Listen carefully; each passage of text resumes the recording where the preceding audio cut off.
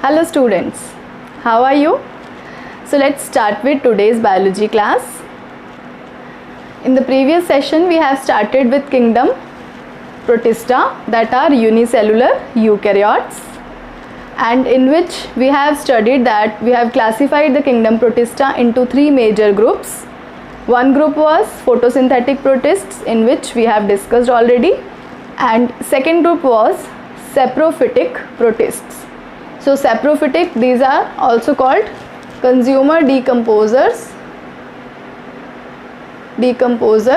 protists. So saprophytic protists includes slime molds. Slime molds are those saprophytic protists which feed on dead organic matter. Okay, so dead organic matter basically includes dead leaves, twigs, etc. These slime molds, they move along these twigs and leaves to feed upon this dead organic matter. So that is why they are called decomposers, that they help in decomposition. Next is, under suitable conditions they form an aggregate called plasmodium. Plasmodium is like a leaf like structure. इस तरह से ये सब इकट्ठे हो जाते हैं, एक aggregation बना लेते हैं, which is called as plasmodium, and this will happen only in the suitable conditions. Next is, under unfavorable conditions they form spores. As you know, spores, they have a walls, hard thick coverings around them, which will help them to survive in the unfavorable conditions. And these spores, they spread through air current, so they also help them, these slime molds, to spread and to increase its number. Okay, so is it clear? So this is all about slime molds. So the basic structure is, you should know that the plasmodium they form, which is under favorable conditions. So let's see the next category of protists.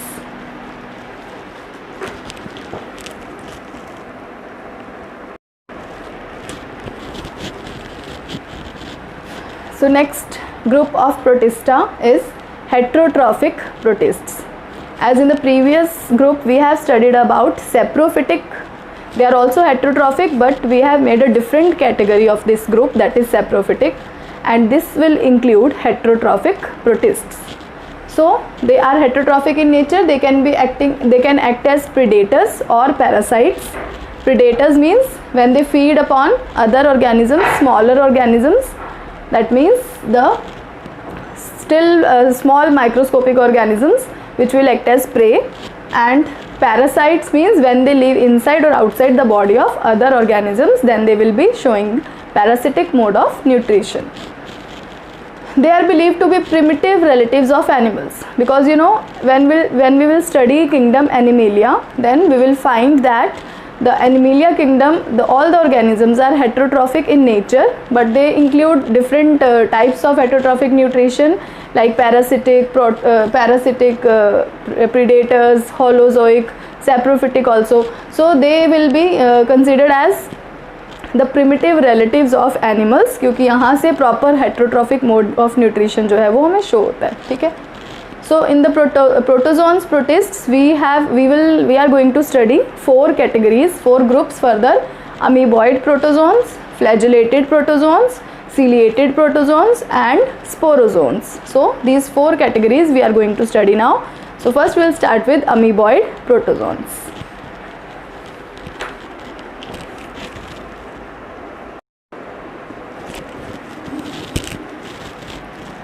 So the first category of protozoan protist is amoeboid protozoans. Basically we have divided these protozoans into various categories on the basis of their movement and how do they capture food. Okay, so let's see the habitat. They can be found in fresh water, sea water, or moist soil, because they are aquatic in nature. Two examples are given in your NCERT book, that is amoeba and enta-amoeba. Okay, so as the name is there, amoeboid protozoans, so the best example is amoeba, and Amoeba act as a predator. As I told you, they can either act as predators. They have a heterotrophic mode of nutrition, so they can either act as predators or they can act as parasites. So amoeba here acts as a predator and feed upon its prey by putting out pseudopodia. So they have amoeboid, these are in the amoeboid category because they move with the help of pseudopodia, as well as they capture their food with the help of pseudopodia. As we have already studied about nutrition in amoeba in class 10, in which you have studied the detailed process of how they capture the food. So they show predator mode of nutrition, in which they will catch its prey with the help of its pseudopodia. So if this is the amoeba and this is the prey, in which it can either be a microscopic organism. So when this prey comes near the amoeba, the cell membrane of amoeba is, it is flexible, it doesn't have cell wall around it. So it will form this invaginations around this prey, and this will be called as pseudopodia. Okay. Pseudopodias are also called as false feet because they act as feet, they help in their locomotion, but they are not actually feet. That is why they are called false feet. Second example is entamoeba. Entamoeba show parasitic mode of nutrition because it lives inside the body of other organism. Most common example is they found in the human intestine. So they act as parasitic or pathogenic also, means they act as pathogens. So they act as pathogens. So they live in the human intestine and cause the disease amoebic dysentery disease. Okay, so that may cause diarrhea and all. So they are pathogenic in nature and they are parasitic. They live inside the human intestine. How do they survive in such conditions? How do they protect themselves in such conditions? Actually, they form a protective covering around them, a thick wall around them, which are called as cysts. That is why if the person is suffering from this type of pathogenic disease of entamoeba or amoeboid protozoans, then there will be very difficult to cure this disease because they form their hard covering around them, which is called as cyst. So neither any antibiotic or any other medicine does not affect them.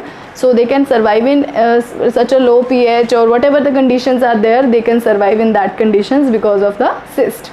And when they get favorable conditions, the cyst wall break down and the amoebas comes out from the cyst wall. So this is all about amoeboid protozoans. Let's see the next category of protozoans.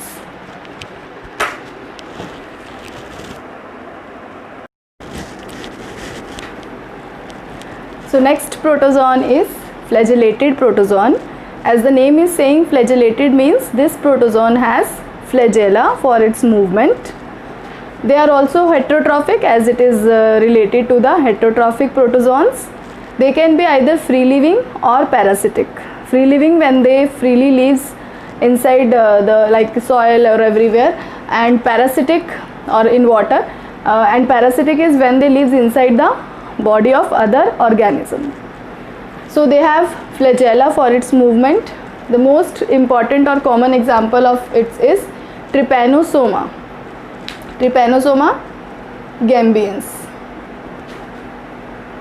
So Trypanosoma gambians is an parasitic flagellated protozoan which is found in human body. It enters into the human body. First it enters into the blood plasma and then it moves towards the brain.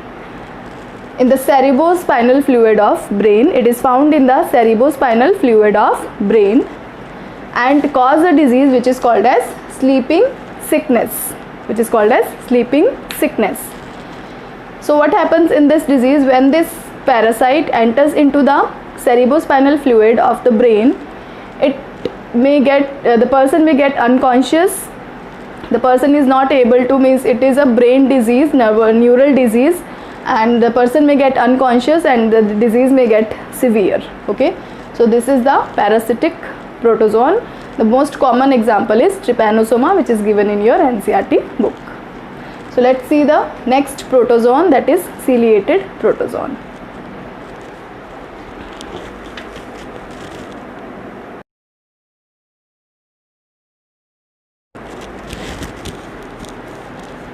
So next protozoan is ciliated protozoan. These are aquatic and free living, and these are the most active type of protozoan because they have thousands of cilia over their surface which help in the movement of such organisms. They are found in water basically, and these cilia also help them to take in food into the gullet present in the body. Means like in our body we have a gut or gut present which is like a cavity present inside the body. Similarly they have a gullet. So these cilia also helps the water laden food to enter into the gullet. The best example is paramecium. I will show you how the cilia help the paramecium in the movement as well as to engulf the food with the help of a video.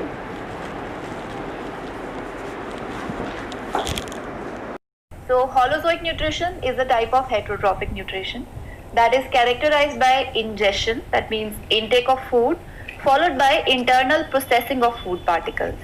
However, internal processing process in holozoic nutrition depends on body design of the organism. Like here we see organisms with different systems to process the ingested food. But in a single celled organism like amoeba, food is engulfed by body surface. Here you see amoeba is extending its false foot around the food particle. This is the food particle, and these false foot are because of the flexibility of the cell surface, and that's how it fuses, and this is how the food particle is taken inside. Now this process of obtaining food by amoeba is called phagocytosis. So amoeba takes in food using temporary finger-like extensions of the cell surface called pseudopodia, means false foot, which fuse over the food particle, forming a food vacuole. This is a food vacuole. So in this picture we see that the food particle is present inside the food vacuole. Inside the food vacuole, this is a complete picture of paramecium. Paramecium is another protist. Unlike amoeba, it has a definite shape, so it doesn't form any pseudopodia to engulf food. Rather, food is taken inside at a specific spot. This is the specific spot called mouth. By the movement of these cilia. These cilia are the small hair-like structure present throughout the body surface of paramecium. It covers the entire surface. And then this food particle, this is how these food particles enter through mouth, and they also form part of these food vacuoles which move around throughout the cytoplasm, and undigested food is then again thrown out through this spot called anus.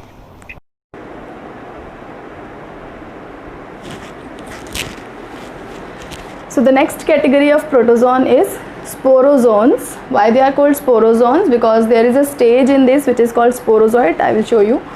So they have a parasitic mode of nutrition, and basically they are endoparasites, means they live inside the body of other organism. The most common example is Plasmodium, which cause malaria in human. So this is the most common malarial parasite, which is actually a sporozoan of Protista kingdom or protozoan. When we will study its life cycle in actually its detail is in class 12, but I will show you a little about this, that in its life cycle they have two phases, means they are digenetic. They require two hosts to complete its life cycle. So one is mosquito and second is human body. Okay, so they are digenetic, but all the organisms of sporozoans are not digenetic. Some are monogenetic also, which requires only one host to complete its life cycle. But the Plasmodium is the most common malarial parasite, which is a sporozoan, and it is a digenetic which requires two hosts to complete its life cycle. That is, one is mosquito and second is human body. As we know, the malaria is not because of it is only because of the biting of mosquitoes, but inside the mosquitoes saliva this Plasmodium is present, which enters into the human body and completes its life cycle. So it has both phase, asexual and sexual phase, one in the mosquito and other in the human body. So this is a protozoan protist. So I have shown you one of the stage of this Plasmodium Plasmodium vivax. Its complete name is Plasmodium vivax, which causes malaria in human. So one of its stage is called sporozoite. That is why it is called sporozoan. So it is called sporozoite stage of Plasmodium vivax, and it has shape like this. If you will see the structure, they have a nucleus, the cytoplasm, and the outer covering of the cytoplasm is called pellicle. This membrane is called pellicle. So this is the structure of the sporozoite stage of Plasmodium vivax. There are so many stages through which this Plasmodium vivax has to pass to complete its life cycle, in half portion in the mosquito and half portion in the human body. But here you need to see this stage only. Because of this stage, its name is sporozoan. Okay. So this is all about kingdom Protista. With this we are finished with this kingdom. Next we will start with kingdom fungi.